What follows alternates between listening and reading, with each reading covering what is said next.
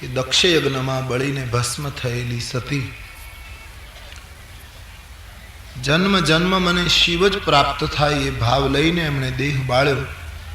પરિણામે એનો બીજો જન્મ હિમાચલ ઘરે પુત્રી તરીકે થયો. પુત્રી દિવસે દિવસે મોટી થવા લાગી. હિમાચલ અને મહિનાની સમૃદ્ધિ વધવા લાગી.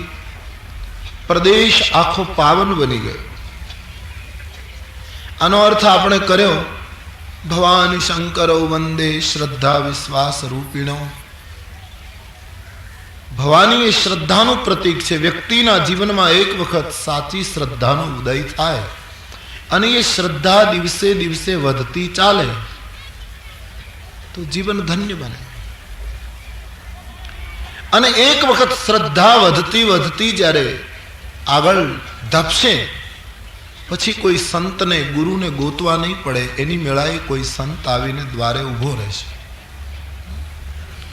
આપણી પાસે એવી આંખ નથી કે આપણે કોઈ સંતને ઓળખી શકીએ કે એને શોધી શકીએ. બાકી સંતો તો દુનિયામાં છે જ.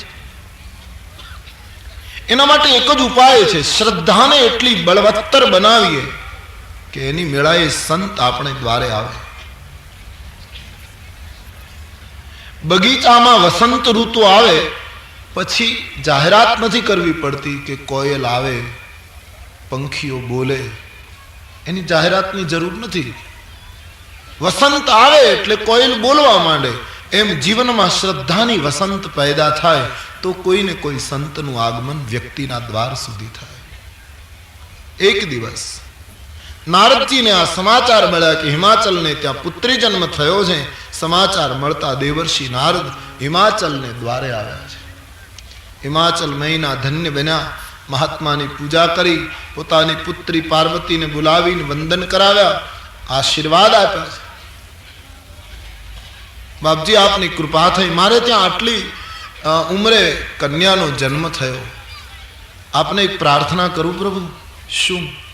હિમાચલ નારદને પ્રાર્થના કરે છે.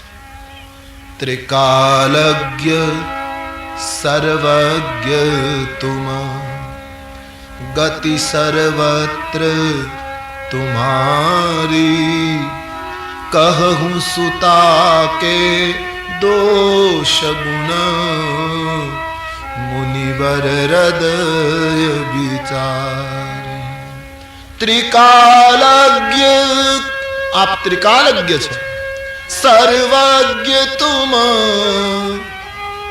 ગતિ સર્વત્ર તુમારી, કહું સુતા કે દોષ ગુણ, મુનિવર હૃદય વિચાર. મારી કન્યાના હાથની રેખાઓ જોઈ હે ભગવાન આપ એનું ભાગ્ય કેવું છે જરા મને કહી દો. નારદજી પાર્વતીના ભાગ્યની રેખાઓ જુએ છે. ભવાનીની હસ્તરેખાઓ જોઈને નારદજીએ કહ્યું તમારી પુત્રી બહુ મહાન છે. આના નામ ઉમા, અંબિકા, ભવાની આવા અનેક નામો આના થશે. હા, તમારી પુત્રી જગતમાં મહાન પાતિવ્રત્ય ધર્મની આચાર્ય બનશે. હા, તમારી પુત્રી જગતમાં જગદંબા તરીકે પૂજાશે. તમારી પુત્રીનું સૌભાગ્ય અખંડ રહેશે. તમારી પુત્રીની કીર્તિ અને દિવ્ય ચરિત્રથી જગતમાં હિમાચલ મહિના તમને માતા પિતાને ખૂબ યશ અને કીર્તિ પ્રાપ્ત થશે. તમારી પુત્રી દરેક રીતે સુલક્ષણી છે, સુંદર છે. માતા પિતા ખૂબ પ્રસન્ન થયા છે. પણ જોતા જોતા નારદજીએ કહ્યું એક રેખા બરાબર નથી. શું બાપજી? હા, એના હાથમાં પતિની રેખા કેવી છે કહી દો. હા તો वो જલ્દી બતાઈએ મહારાજ. તમારી પુત્રીને પતિ કેવો મળશે? નારદજી પતિની રેખાની અભ્યાસ કરીને કહે છે કે આને પતિ એવો મળશે. અગુણયમાન માતુ પિતુ ઘીના, અગુણયમાન માતુ પિતુ ઘીના. એને પતિ એવો મળશે જે અગુણ હશે, અમાન હશે. એનો પતિ એવો હશે જેને માતા પિતા જ નહીં હોય. હિમાચલ સાંભળે છે, મહિના સાંભળે છે. નારદ વર્ણન કરે અગુણ અમાન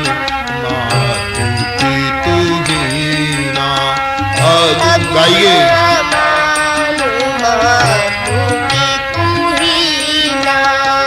ઉદાસીન સબ સંશય છીના.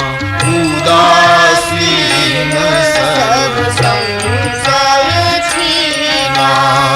ઉદાસીન સબ સંશય છીના.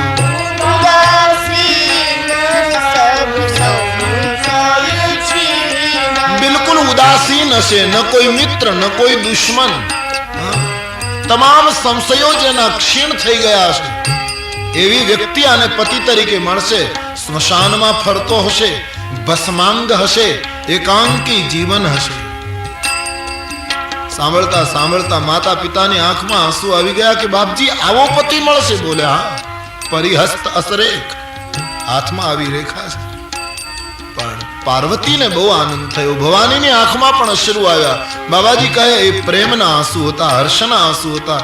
કારણ કે ભવાની સમજી ગઈ કે નારદ બાબા જે વરરાજાનું વર્ણન કરે શંકર સિવાય બીજું કોઈ હોઈ શકે નહીં. આ જગતમાં માતા પિતા વગરનું વ્યક્તિત્વ તો કેવલ એક શિવ હૈ. અજન્માનો લોકા કેમી વયવંતો જગતા. યહી તો એક અજન્મા હૈ. એને કોઈ માતા પિતા નથી, પણ માતા પિતાને દુઃખ થયું. આવો પતિ એને મળે, ઉદાસીન હોય, અમાન હોય, અગુણ હોય. બોલે હાથમાં એવી રેખા છે. બહુ દુઃખ થયું છે. અને નારદનું જે જોયેલું એ તો કોઈ દિવસ મિથ્યા થાય ને. બને ત્યાં સુધી બહુ જોડાવવું નહીં, કારણ કે જોડાવ્યા પછી ઉપાધિ થાય. એના કરતા જેમ ચાલે છે એમ ચાલવા દો. જ્યોતિષ વિદ્યા એક એવું શાસ્ત્ર છે, અદ્ભુત શાસ્ત્ર છે. પણ એનો કોઈ પરમ નિષ્ણાત, એનો કોઈ ઉપાસક હોય એની પાસે તમે જોડાઓ તો ઠીક, બાકી નહીતર બહુ શંકાઓ પેદા થશે. એક અદ્ભુત શાસ્ત્ર. નારદજી તો ત્રિકાલજ્ઞ છે એટલે ક્યાં સવાલ છે, બાકી તકલીફ થશે. ભવિષ્ય બહુ જાણવાથી અને ભૂતકાળની બહુ ચિંતા કરવાથી જીવન વ્યવસ્થિત નહીં રહે. એના કરતા વર્તમાનને ઉત્સવ બનાવી. ભૂતકાળ આપણે ત્યાં એક કહેવત છે, વહી ગઈ સો ગંગા, રહી ગયું એ તીર્થ. જો ગયા સો ગયા, આગે શું થશે ખબર નથી, પણ જે સમય મળ્યો છે એ સમયને સુધારી લઈએ. ઓર ક્યાં? અને આપણને ખબર ન હોય કે આપણું કેવું હશે ભવિષ્ય. આપણા કર્મો, આપણું આચરણ એ જોતા આપણે બહુ કંઈ બતાવવાની જરૂર નથી રહેતી લોકોને. કોઈ એવી પ્રકાંડ વ્યક્તિ હોય તો એ શાસ્ત્ર અદ્ભુત છે. બાકી તો મેં સાંભળ્યું કે એક ભાઈ પ્રશ્ન કુંડલી કરતા હતા. કોઈ એને પ્રશ્ન પૂછે પછી એના ઉપરથી કુંડલી તૈયાર કરે અને એનો જવાબ આપે. પછી એક માણસ એની પાસે ગયો, બોલો જે મનમાં પ્રશ્ન હોય એ કરો અને પછી કુંડલી બનાવી દો. તો પેલા એ જે મનમાં લઈને આવ્યો તો એ મનમાં કહ્યું, પેલા એ કુંડલી કરી. કહ્યું કે તમે જે કામ માટે ઘરેથી નીકળ્યા છો 150% પૂરું થશે સાંજ સુધી. આવું જબરદસ્ત જોયા. 11 રૂપિયા એના જે કઈ હશે ફી ના તે આપ્યા. બોલે સાચું તો મારું જ્યોતિષ ફાડી નાખું, ધંધો બંધ કરી દઉં જો ખોટો પડું તો. મારી ગણતરી ખોટી ન પડે આજ સુધીમાં. તમે જે કામ કરવા માટે નીકળ્યા સાંજ સુધીમાં સાચું પડશે, અને ન પડે તો સાંજે આવી મને તમાચો માર. પેલો તો નાચવા લાગ્યો. ધન્ય બાપજી, બોલો શું કામે નીકળ્યા? પેલા એ કીધું કે હું ઘરેથી એમ નક્કી કરીને નીકળ્યો હતો કે જ્યોતિષી પાસેથી 1000 રૂપિયા ઉછી ના લેવા. હવે ક્યાં જાય? ઘરમાં આડા અવળા જ્યાં હતા થોડાક ઉછી ના એ બધા ભેગા કરીને આપ્યા 1000. ક્યાં જાય? પ્રશ્ન કુંડળી કરી હતી. વિદ્યા અદ્ભુત છે, પણ એનો કોઈ નિષ્ણાત જોઈએ, એનો કોઈ પારંગત સાધક જીવ જોઈએ. આ તો નારદજી છે. પરિહસ્ત હસરે. હિમાચલે કહ્યું યજ્ઞો કરાવું, અનુષ્ઠાન કરું, જપ તપ કરાવું બાપજી, પણ મારી કન્યાના ભાગ્યમાં તમે વર્ણવ્યો એવો પતિ ન રહેવો જોઈએ. હિમાચલને નારદે કહ્યું કે હિમાચલ વિધાતાના લખેલા લેખ કોઈ મિટાવી શકે નહીં. કહ મુનીસ ઈમવંત સુનો, જો વિધિ લિખા લીલાર, દેવદનુજ નર નાગ મુનિ, કો ન મેટનહાર. વિધાતાએ વ્યક્તિના લલાટમાં જે લેખ લખ્યા છે એને કોઈ મિટાવી શકતું. દેવ, દનુજ, નર, નાગ, મુનિ કોઈ પણ 2 વસ્તુ મિટાવી શકે. વિધાતાના લેખને 2 ફેરવી શકે. એક સંત કૃપા અને બીજું મંત્ર, ભગવાન નામ. પરમાત્માના નામમાં એવી શક્તિ છે જે વિધિલેખ ફેરવી નાખે.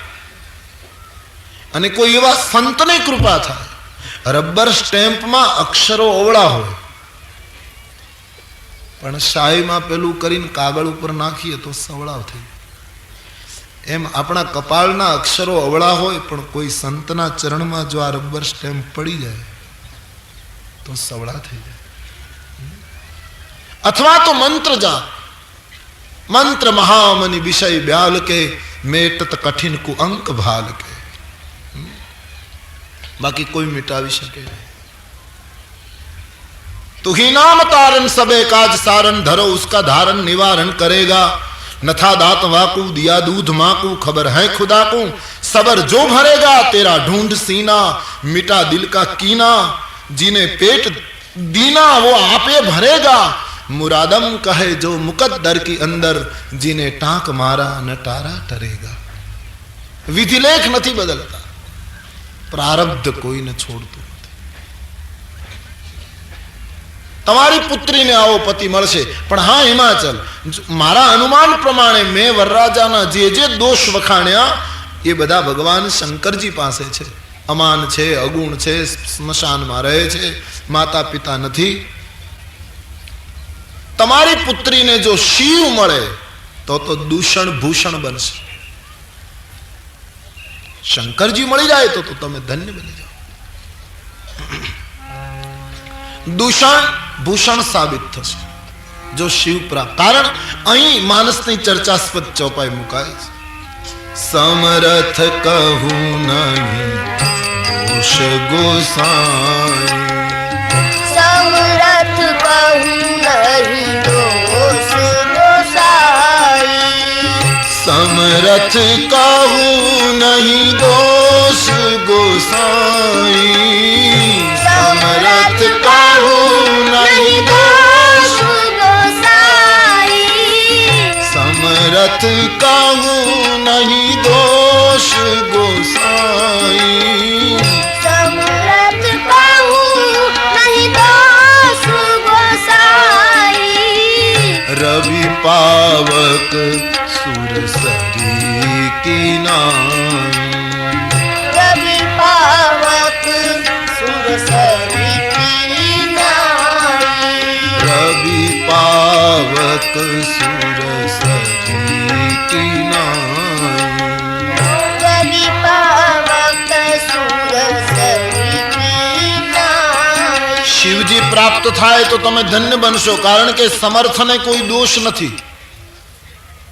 ઘણા લોકોને આ ચોપાઈ ઉપર ખૂબ ચર્ચા લોકોએ કરી કે તુલસીદાસજી આવું કેમ કહી નાખ્યું કે સમર્થને દોષ ન લાગે, એટલે શું મોટા માણસોને કોઈ દોષ નહીં અને નાનાને જ દોષ? આ તો વર્ગભેદ કર્યો કહેવાય. અને સંત વર્ગભેદ ન કરી શકે, કારણ કે આપણે જોયું વંદના પ્રકરણમાં, વંદવ સંત સમાન ચિત, એ કદી ભેદ ન કરી શકે.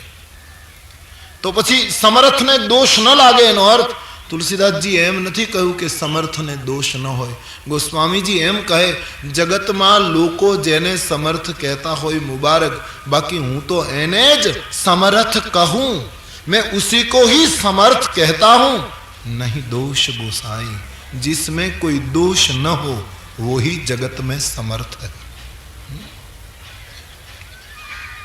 कोई दोष जेना जीवन में न हो ए ज आ संसार में समर्थ है.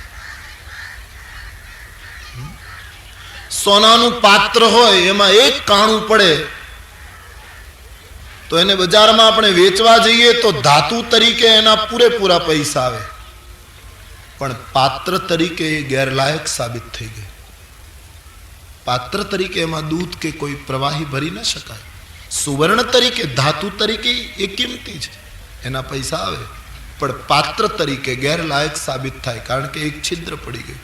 એમ વ્યક્તિ ગમે તેટલી મોટી હોય પણ એના ચારિત્ર્યમાં, એના ચરિત્રમાં, એના જીવનમાં કોઈ દોષના કાણા પડી ગયા હોય તો એ પાત્ર તરીકે ગેરલાયક સાબિત થાય છે. સમર્થ નથી રહેતો એ માણસ. સમર્થ એ છે જે નિર્દોષ છે. રાષ્ટ્રનો સરસેનાધિપતિ હોય, સરસેનાપતિ, જેની આંખના ઈશારા ઉપર ભૂગોળના નકશા ફરી જતા હોય, સરહદો ફરી જતી હોય, નવી સરહદો અંકિત થઈ જતી હોય, એના હુકમ ઉપર લશ્કર આખું એના હુકમ ઉપર ગતિ કરતું, એવો સરસેનાપતિ પોતાની ડ્યુટી ઉપરથી રજામાં ઘરે આવે અને એનો 3 વર્ષનો બાબો એની મૂછો ખેંચે, એનો પટ્ટો ખેંચે. એટલું જ નહીં, એના બાપુજીને એમ કહે કે તમે આમ કરો. એ બાબો જેમ કહે એમ પેલો સરસેનાપતિ કરવા માંડે. જેની આંખ ઉપર રેખાઓ બદલતી હતી, દેશના જય અને પરાજયનો આખો પ્રશ્ન ઉઠતો હતો, એવા એક સરસેનાપતિને એનું બાળક પોતાની ઈચ્છા પ્રમાણે બધું કરાવે, કારણ બાળક સમર્થ છે. શું કામ? બાળક નિર્દોષ છે. जो निर्दोष होता है वो ही समर्थ है. तो गोस्वामी जी ની સમર્થની વ્યાખ્યા છે જ્યાં કોઈ દોષ નથી. તમારી પુત્રીને શિવ મળે તો ધન્ય બનશે, પણ હિમાચલ એક કામ કરવું પડશે, શિવને મેળવવા માટે ખૂબ તપ કરવું પડશે. તમારી પુત્રી જો તપ કરે તો શંકર મળશે. નારદે જોશ જોયા પછી એમ ન કહ્યું કે હું જપ કરી દઉં, નહીતર જોશ જોયા પછી લોકો એમ કહે કે હવે તમે લહેર કરો, તમારે આટલું બધું કરવાનું, બાકી જપ હું કરી દઈશ. બીજાના જપ બીજાથી થાય, થતા હોય તો કોઈ હરકત પણ નથી, પણ આપણી સાધના આપણે જ કરવી જોઈએ, આપણી બંદગી આપણે જ કરવી જોઈએ. કોઈ એવી ઊંચાઈ ઉપર પહોંચેલો સંત હોય ને આપણા માટે કંઈ કરે તો થઈ શકે, ન થઈ શકે એમ નહીં, પણ સર્વસામાન્ય સિદ્ધાંત તરીકે આપણી સાધના આપણે જ કરવી જોઈએ. બીજાના પગ અતિ સુંદર હોય તો એનું પ્રક્ષાલન કરો, ચરણ સ્પર્શ કરો, એના દર્શન કરો, પણ ચાલવું હોય ત્યારે એ પગ કામમાં નહીં આવે, ત્યારે તો આપણે આપણા જ પગ ઉપયોગમાં લેવા પડશે. બીજાના નેત્રો નયનાભિરામ હો, અતિ સુંદર હો તો પલકે ઝુકા દો, ઉસકો નમસ્કાર કર લો, પણ જ્યારે કોઈ જોવું હશે ત્યારે આપણી ગમે તેવી આંખ એ આપણી પોતાની જ આંખ ઉપયોગમાં આવશે. એમ સાધના ખુદ કો કરની ચાહીએ. આજે લોકોને સાધના કરવી નથી, આજે ભજન કરવું નથી. એમ નમ જો કોક કાંઈક આપી દે હાથમાંથી, કાં કાંઈક કાઢી આપે, કાં કાંઈક ચમત્કાર કરી દે, તો સાધના કરવી નથી. વગર સાધનાએ ઉધાર મળે એમાં શું આનંદ આવે? સાધના કરો, ભજન કરો.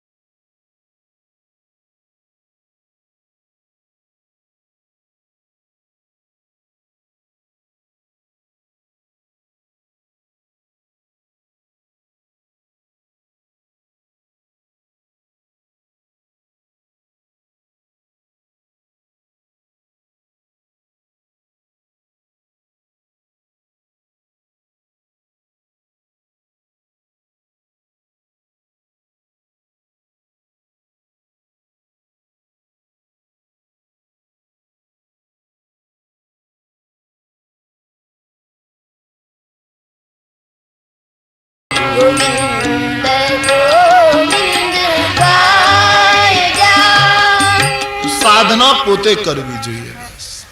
સંતો તો ધક્કો મારી દે, સાધનામાં વિઘ્ન આવે તો સમાધાન શોધી આપે. આશીર્વાદના બળથી સાધનાની ગતિ દિવસે દિવસે વધારે, પણ ચાલવું પોતાને પડે.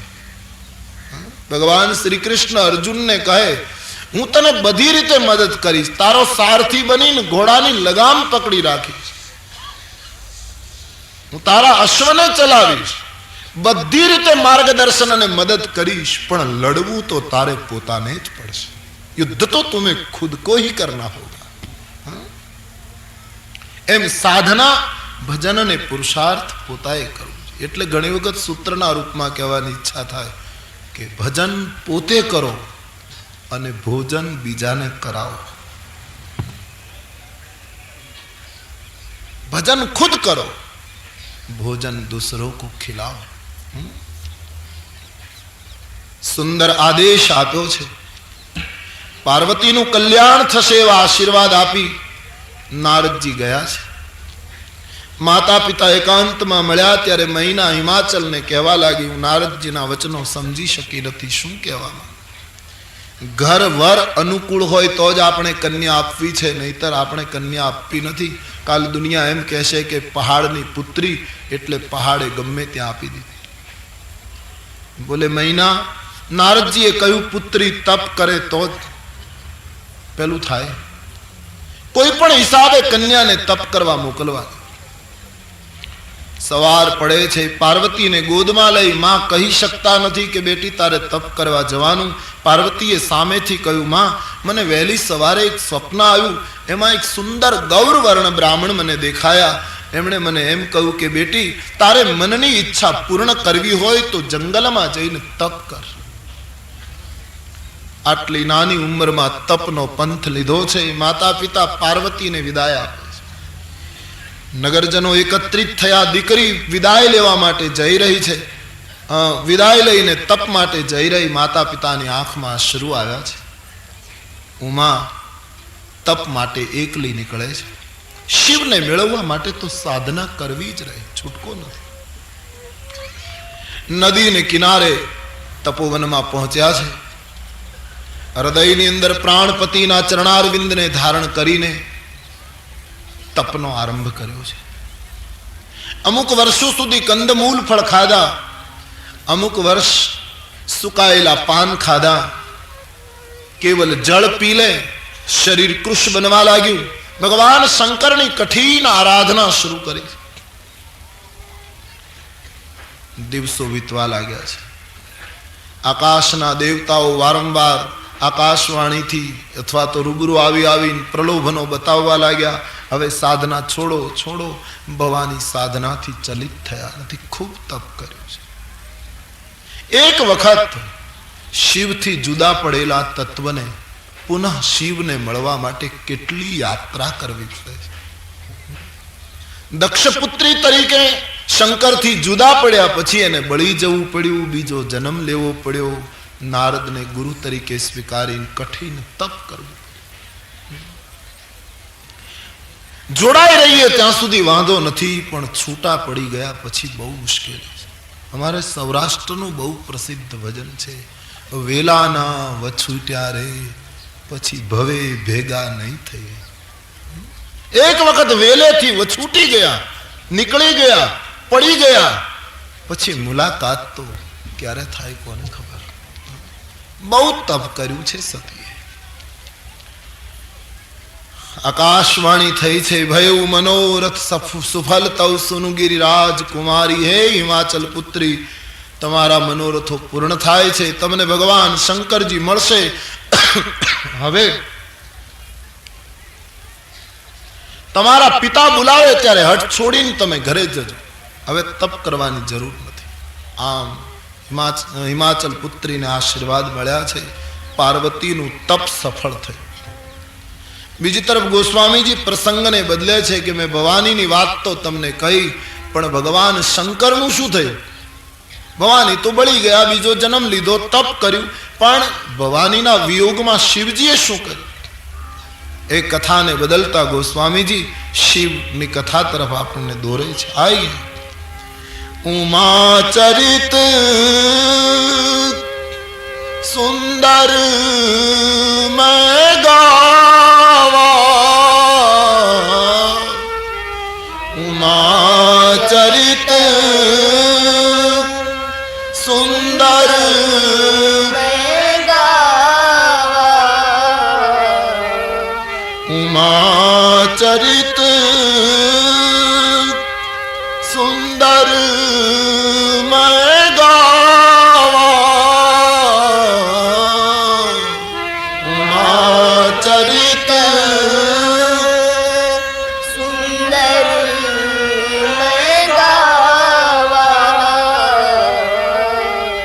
सुनहु शंभु कर चरित सुहावा, सुनहु शंभु कर चरित सुहावा, सुनहु शंभु कर चरित सुहावा, सुनहु शंभु कर चरित सुहावा, उमा चरित सुंदर मैं गावा, उमा चरित सुंदर मैं गावा, सुनहु शंभु कर चरित सुहावा।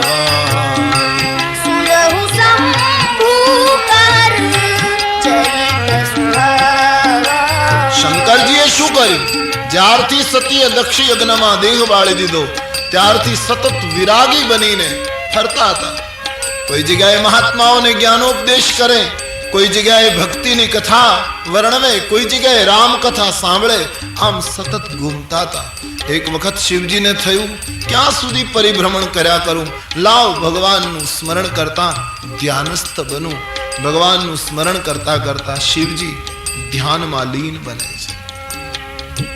ભગવાન શંકરનો નેમ પ્રેમ જોઈને, નેમ પ્રેમ શંકર કર દેખા, નેમ પ્રેમ શંકર કર દેખા, નેમ પ્રેમ શંકર કર દેખા, નેમ પ્રેમ શંકર કર દેખા, અવિચલ હૃદય ભગતિ કે રેખા, અવિચલ હૃદય ભગતિ કે રેખા, નેમ પ્રેમ શંકર કર દેખા, નેમ પ્રેમ શંકર કર દેખા.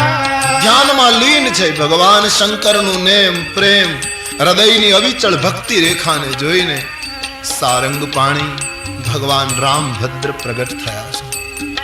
શિવજીને જગાડે છે, ભોલેનાથ હે ચંદ્રશેખર જાગો ભગવાન. જ્યાં આંખો ખોલી શિવજીએ પરાત પરબ્રહ્મ રાઘવેન્દ્રને નિહાળ્યા છે, હરિહરની મુલાકાત થઈ, દર્શન કર્યા છે, અતિ આનંદ થયો. ભગવાન રામજીએ કહ્યું કોઈ તપ કરે ના શિવજી તો હું પ્રગટ થઈને એને વરદાન આપું છું, માંગવાનું કહું છું. આજ હું તમને માંગવાનું કહેવા નથી આવ્યો, પણ તમારી પાસે માંગવા આવ્યો છું. મહારાજ આપ મારી પાસે માંગવાનું? બોલે હા, એક વચન આપો. શું? તમે જે સતીનો ત્યાગ કર્યો, જે દક્ષ યજ્ઞમાં બળી ગઈ, એને બીજો જન્મ હિમાચલને ત્યાં પુત્રી તરીકે લીધો. નારદને ગુરુ માનીને એમણે ખૂબ તપ કર્યું. મેં આકાશવાણીથી એને આશીર્વાદ આપ્યો છે કે તમને શિવજી મળશે. માટે હે ભોલેનાથ, હવે જ્યારે તમને હિમાચલને ત્યાંથી નિમંત્રણ મળે ત્યારે હઠ છોડીને પાર્વતીનો સ્વીકાર કરજો. આપે લગ્ન કરવાના છે મારે. એક વખત લગ્ન કરી જોયા, હવે ઈચ્છા નથી. અને વાત એ સાચી. परमहंस ने एक सेवक के पूछेलू ठाकुर रामकृष्ण परमहंस को कि बाबा जी मैं आपके सत्संग में 15 दिन से बैठा हूं, हाँ પંદર દિવસના સત્સંગ પછી મારા મનમાં એક સમસ્યા ઊભી થઈ છે. શું? कि शादी करूं या न करूं, क्या करूं? परमहंस जी हंसने लगे, कहा कि दोनों में से जो करोगे पछताना ही होगा, उसमें कुछ परिणाम नहीं निकलेगा. या तो शादी कर लो या तो. शंकरजी ने खबर एक वखत लग्न करी लीधा, जीवन जोई लीधुं અને વાતે સાચી છે. शादी न करे એ પણ દુખી, શાદી કરેલા પણ દુખી. એ તો બધાનો અનુભવ છે ને, હકીકત છે. શેઠ દુકાનેથી ઘરે આવ્યો તો નોકર રડતો હતો, બહુ રડતો હતો. શેઠે પૂછ્યું શું કામ રડે, શું થયું? પણ એટલો રડે કે બોલી ન શકે. પણ તને થયું શું? કે મને શેઠાણીએ માર્યો. એમાં રડવા શું બેઠો? હું ક્યારેય રડ્યો છું? તારે તો આજ બન્યું, મારે તો કાયમનું થયું. સહન કરતા શીખી જા, ભક્તો ઉપર તો ભીડ પડ્યા જ કરે. શિવજી કહે મહારાજ મારે બીજી વખત હવે પરણવું નથી. ભગવાન આગ્રહ કરે છે તમારે પરણવું પડશે. ઘણી વખત સંસારમાં મોટા મોટા યોગીઓને પણ ભગવાન પરાણે ગ્રહસ્થાશ્રમી બનાવે. એટલે ભારતના ભૂતકાળનો ઋષિવૃંદ, ઘણા ઋષિઓ, મોટા ભાગના ઋષિઓ ગ્રહસ્થ દેખાયા છે. કારણ ભગવાન ઈચ્છે છે કે યોગીઓનો ગ્રહસ્થાશ્રમ નહીં હોય તો સંસારને કોણ મહાન સંતાનો આપશે? સંસ્કૃતિને આધાર આપે, સંસ્કૃતિનું સંરક્ષણ કરે, મુરજાતી અસ્મિતાને પુનઃ પલ્લવિત કરે એવા મહાપુરુષો ક્યાં પાકશે જો મહાન વ્યક્તિનો સુગંધી ગ્રહસ્થાશ્રમ નહીં હોય તો? યોગીઓના ઈશ્વર શિવજીને દબાણ કર્યું છે, આપે પરણવું પડશે. ભગવાન શંકરે કહ્યું મહારાજ આપની આજ્ઞા છે તો સિર ભરી આયુષ કરીએ તુમારે, આપની આજ્ઞા મસ્તક ઉપર. બીજું શું? ભગવાન રામજીએ કહ્યું નહીં આજ્ઞા મસ્તક ઉપર નહીં રાખવાની, હૃદયમાં રાખો.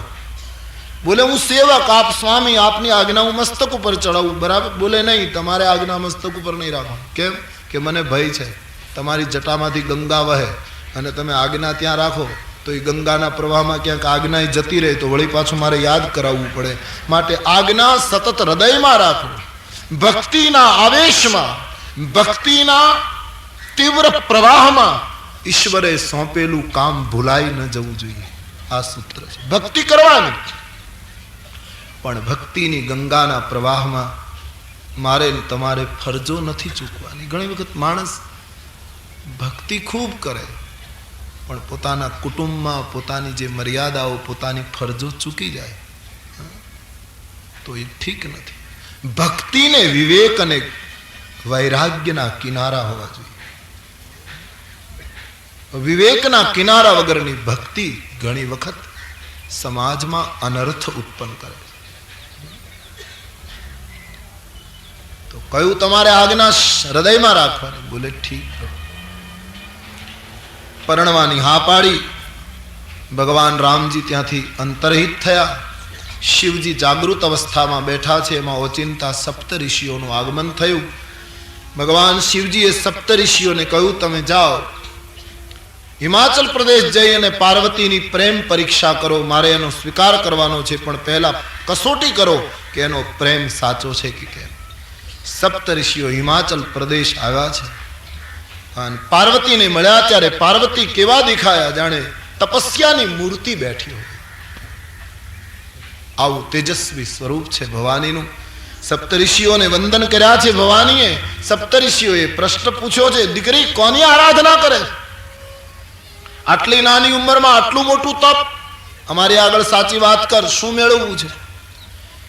પાર્વતીએ કહ્યું બાપજી હું શું કામ તપ કરું છું એ બધું કહીશ ને તો તમે મારી મશ્કરી કરશો, અને મારી મશ્કરી કરો એની ચિંતા નહીં, પણ કદાચ તમે કહેશો કે અંતે તો પર્વતની પુત્રીને એનામાં બુદ્ધિ કેટલી હોય.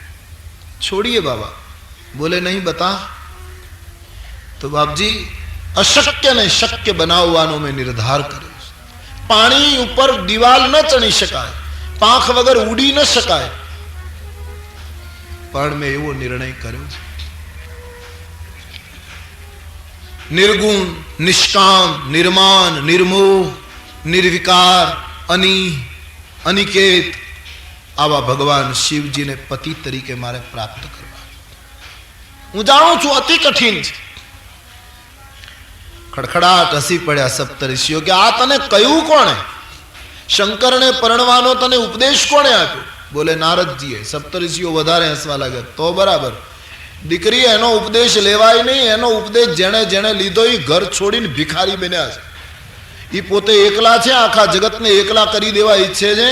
એનો ઉપદેશ ન લેવાય. તે શંકરને ક્યારેય જોયા છે? એનું એક લગ્ન દક્ષિણે ત્યાં થયેલું. સતીએ થોડીક ભૂલ કરી તો ત્યાગ કરી દીધો. એને બળી જવું પડ્યું. હવે તું એકલા એકલા ફરે, ભિક્ષા માંગીને પેટ ભરે, સ્મશાનમાં બેસી રહે. એની સાથે પરણીને તને શું ફાયદો? અને એને સ્ત્રીની જરૂર પણ શું?